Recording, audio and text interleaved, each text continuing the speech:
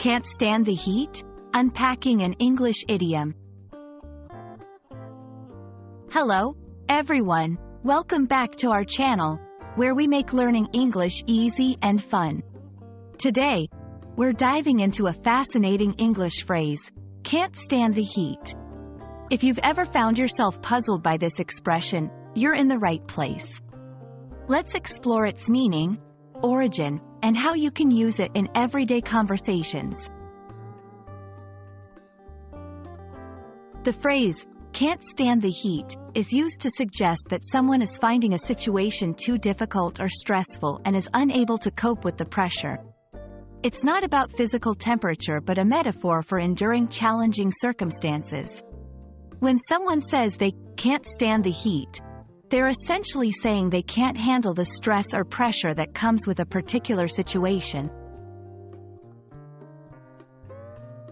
This expression is believed to originate from the proverb, "If you can't stand the heat, get out of the kitchen." This was popularized by President Harry S. Truman in the mid-20th century, referring to the pressures of political life.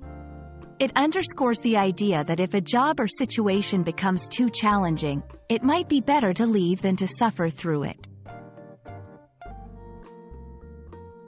1. Discussing work stress. I've been working 12-hour days to meet this deadline, but I just can't stand the heat anymore. I think I need a break. 2. Talking about competitions.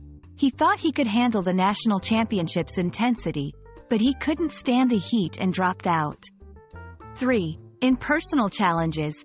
Trying to manage family and work life is getting overwhelming. I'm starting to feel like I can't stand the heat. Understanding phrases like, can't stand the heat, not only enriches your vocabulary but also gives you insight into the cultural nuances of the English language. It's a powerful way to express feelings of being overwhelmed or stressed in various situations.